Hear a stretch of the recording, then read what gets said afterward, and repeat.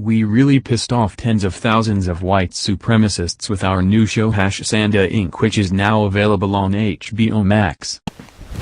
Emotional damage! You're making noises now? You look like the Incredible Hulk. Jesus, you. I was originally going to review Arcane as a Christmas special video, but I had this on my mind for a long time because I watched one episode of it a year ago and ever since I could not get it out of my head. So 2022 is nearly over and it is time for the holiday season. Unfortunately for this month, I'm going to be very busy with school, so I'll just be taking a more brief approach. Also, if you skip the disclaimer, just beware that this is not suitable for the younger audience. And don't say I never warned you twice. For those who don't know, Santa Inc. was known to be the lowest rated TV show of all time as of December 2021, currently having an IMDb rating of 1.6 out of 10 stars and sitting on a 4% on audience score. Ouch. When the trailer first came out, everyone hated it. And Seth Rogen, being the mad person he was, decided to take to Twitter and pull the Simu Liu on Quentin Tarantino. I know that the latter came out afterwards, but still. I watched the first episode of Curiosity and also because I had low self-esteem, and I will say this, I would have rather just taste myself on the floor for that long. I guess that I just like torturing myself. Anyways, I just wanted to get things out of my way, so I binge watched every single episode of this monstrosity.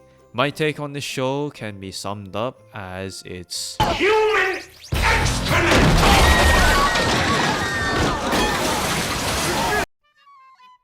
Alright, so despite the enormous amount of issues that I will address, I actually do have some nice things to say, which is shocking, I know. The biggest positive I can give here is the animation. The show uses stop motion and I can appreciate how much work was put into it. I don't like the way the visual imagery was handled, but it's mostly tolerable, though a bit disturbing. It has a story which leads to things. The voice acting is serviceable. Everyone is doing a fine job. And this is a personal feeling, but this wasn't my worst experience when watching the show. At the very least, I had something to compare it to, and that's about it for the positives. And now for everything else. So firstly, I'm just going to give a brief rundown of the premise. Sarah Silverman plays Candy Smalls, a right-hand elf to Santa Claus and an employee of Santa Inc., a massive corporation which manages Christmas. Unfortunately, the next person in line to be Santa Claus has fled to working with Amazon, and Candy made it her mission to becoming the first female Claus because every other ones have been nothing but white males. And that is bad apparently. Get used to that, Memo, you won't escape from it. Of course I get it, it's not subtle at all. And for the rest of the show, Candy goes down a journey of emasculating the shit out of people. So this entire season, I'm not going to sugarcoat it. It is about as woke as a supernova. It's basically one big landslide of forced agenda and it's incredibly unsubtle. Now, here's the thing, there's no problem with incorporating politics within your products, it's just how you manage them that matters, and what you do with them is to not shove them down the viewer's throat. There's a lot of hand-fisted references and jokes that are basically found every minute of each regarding topics like anti-vaccines, fascism, misogyny, white supremacists, and etc. You couldn't get away from it even if you tried. To be terrorized? Maybe the Wacked should be something that deserves it, like whack a white supremacist. Nearly every male character is portrayed as a misogynist to help with the narrative of Candy's journey.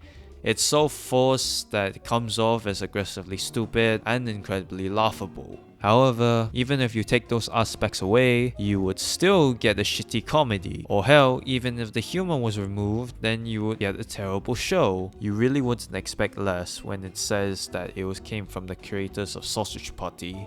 It's very much pushing itself far beyond the edge when it came to this trope used in other comedies. The adult humor in this show is so aggressively edgy that I felt like it was written by an angsty 13-year-old who was addicted to ecstasy. A lot of the jokes in this show are just simply incorporated for the sake of shock value. Spiral, you... You destroyed my lunch, you token elf! Osama Bin Laden.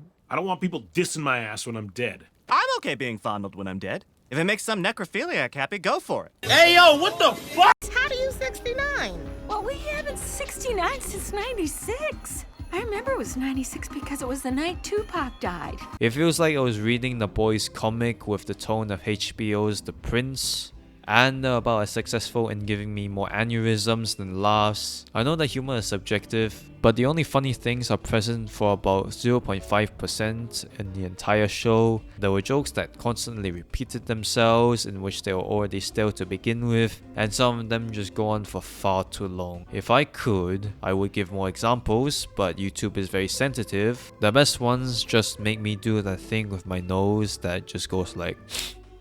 It blew me away in about 6 million different ways. I did not see that when I designed it. Did not see. It's not like it's another mere difference when you take away the humor, because the entire show is accompanied by terrible characters. So let's start with Silverman's character. This person is insufferable. She's a hypocritical narcissist who pretty much doesn't learn any morality. Her main motivation was that Santa Inc. needed a revolution in regards to having the role of Santa Claus, not being a white male this time. But the position of Santa has mostly been a white man's game. Exactly, it's fucking crazy. Things have gotta change. Even though the next one in line was a black man, but whatever. So she basically plays victim, trying to come off as sympathetic, although that doesn't work, but the plot says so. She manipulates her way into position and is basically just a massive prick. Like in episode 4, she basically framed an asshole rival by ruining his reputation and faking to be injured, only for Santa to find out, but still dismisses it even though she had clearly cheated. In episode 6, she takes the role of a temporary Santa because the real one had a heart attack, and she basically anticipated for his death. Miss Smalls, there's an update on Santa's condition. Oh my god, is he dead? I mean, is he okay? Is he well? She doesn't get the position, however, due to her inability to deal with kids. So Santa gave the reputation to an intern named Devin, suggesting that her reputation and image would be damaged or fallen apart if she were to be seen as the new Claus. But he still believed that she was more than capable of the job herself, and offered her the workplace position where she would function as Santa from behind the scenes, whilst Devin would be the face of it all. It actually does seem like a very fair proposal, as she gets the job, and being a good influence for children is a very vital part of being Santa.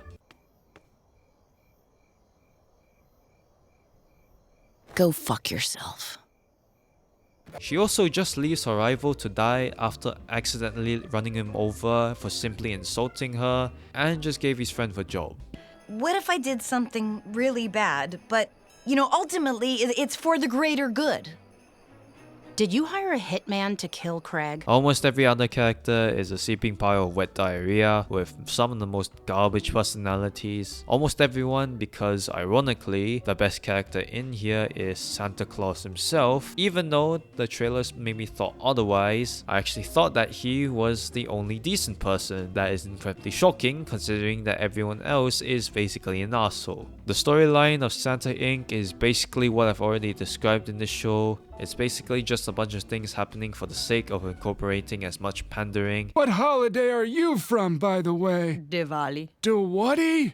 Must be a new one. We follow an incredibly unlikable character paired up with other incredibly unbearable extras. So yeah, I watched all of this for your entertainment.